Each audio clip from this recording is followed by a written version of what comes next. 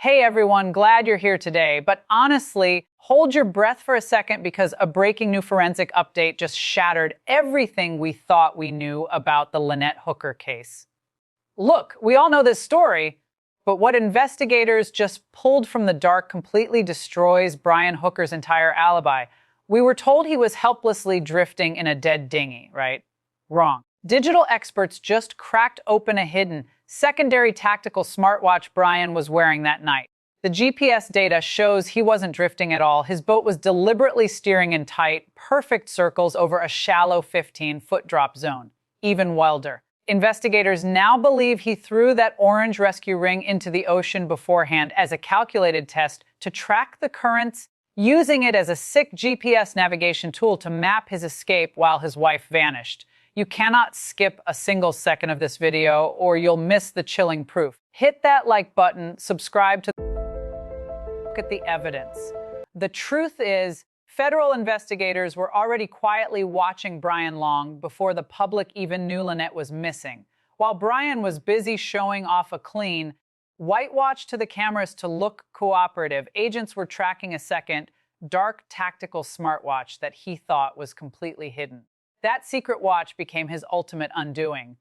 When the Coast Guard Investigative Service analyzed the digital trail inside it, they didn't find a grieving husband caught in a tragic accident. They found a calculated step-by-step route that completely shatters his story. Brian claimed he had absolutely no motor power and was just floating at the mercy of the wind, but you don't magically drift in perfect, uniform circles over the exact same spot in the ocean. The GPS coordinates prove he deliberately stayed over a shallow 15-foot area in the Sea of Abaco. He was actively operating the boat, circling around a fixed point in the pitch blackness of the night. Why would someone circle a specific spot for hours if they are desperately trying to save their drowning wife?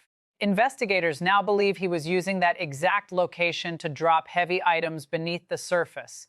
When agents later searched the main vessel, several critical pieces of equipment were completely gone. A spare engine was missing, and even more chillingly, Lynette's signature pink diving weight belt and her heavy ballast scuba gear had vanished from the boat. The theory investigators are chasing is terrifyingly simple.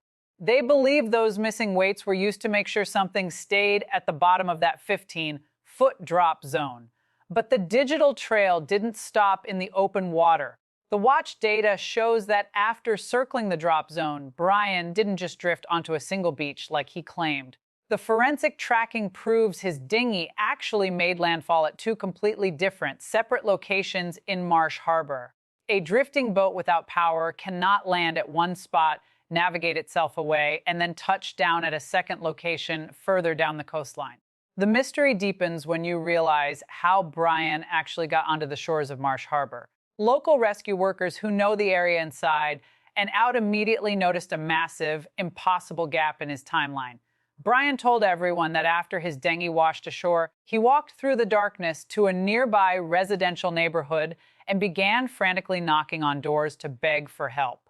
But there is a huge problem with that story. The physical terrain between the spot where his dinghy was found and the houses he claims to have walked to is a completely impassable nightmare. The ground is choked with dense wild island vegetation, unstable swampy terrain, and deep natural water barriers that are entirely impossible to cross on foot. Local search teams say a man who had just spent an exhausting night fighting the ocean waves without food, water, or rest could never have survived an overland trek through that specific jungle. If Brian was physically present in that neighborhood, and phone records suggest he was, then he absolutely did not get there by walking through those swamps. He had to have navigated the dinghy directly to that second location under active power before abandoning it. But investigators uncovered something even more disturbing, and it involves the orange floating safety ring that Brian claimed he desperately threw out to save Lynette. In a self-incriminating text message Brian sent to the volunteer rescue coordinator, he bragged about a miracle. He claimed it was remarkable that both he and the orange safety ring traveled across the open sea completely independent of each other, yet somehow washed up on the exact same beach just 100 yards apart. Investigators do not believe in miracles. They believe that the orange safety ring was never meant to rescue anyone. Instead, Forensic experts are working on a chilling theory that Brian intentionally tossed the floating ring into the ocean hours earlier as a reconnaissance tool. He used it to see exactly where the natural ocean currents would drift. By tracking the exact path of that floating ring, Brian could calculate exactly where a drifting object would end up on the coast. He could then quietly engage a silent electric motor on his dinghy to navigate straight to that premeditated location, making his arrival look like a total accident of nature. It was a brilliant plan, but he left behind a massive digital trail that extended far beyond his 2 smartwatches. Federal agents also managed to secure his wireless carrier records, which show intense, unexplained cellular activity during the very hours he claimed to be hopelessly lost at sea. While the digital evidence was stacking up fast, a massive international chess match was playing out behind the scenes. People kept wondering why the U.S. government didn't just raid Brian's 46-foot sailing vessel, the Soulmate, while it sat anchored in the Bahamas. The answer comes down to strict international law. The Bahamas is a sovereign nation, meaning American agents couldn't legally board or search a private boat in foreign waters without jumping through endless diplomatic hoops. Instead of forcing a rushed search that might ruin the evidence in a U.S. court, federal prosecutors made a highly calculated, patient move.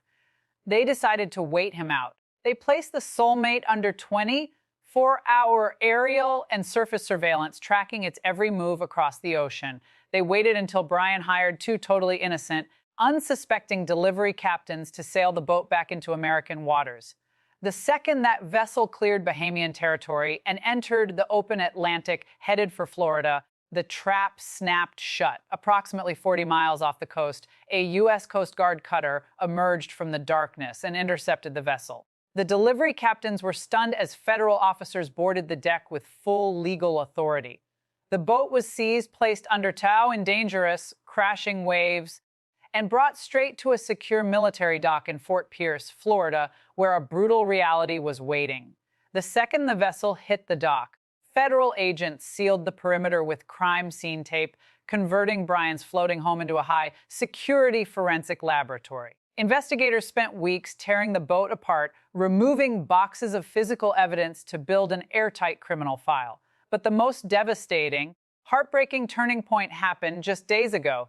Coast Guard agents met with Lynette's grieving family, her mother Darlene, her father Dan, and her daughter Carly. Investigators weren't just asking questions, they were collecting their DNA reference samples. This is a profound, tragic moment because it means the family has officially accepted the dark reality that Lynette is no longer alive, and they are now preparing to bring her body home. Armed with this DNA and the chilling Smartwatch coordinates, a massive underwater dive operation is now actively taking place right beneath the surface of those circular tracking zones. Coast Guard and Bahamian divers are searching the 15-foot depths, hunting for the missing diving belt and the ultimate truth. Brian remains uncharged, but the walls are closing in fast. Lynette was a mother, a daughter, and a person with beautiful plans who trusted the wrong man on the open sea. What investigators find in that dark water will finally answer the question the entire world is asking: what really happened to Lynette Hooker? If you want to see justice for Lynette, please smash that like button. Your thoughts on this evidence in the comments below. Do not miss our upcoming breakdown as the dive team uncovers what lies beneath.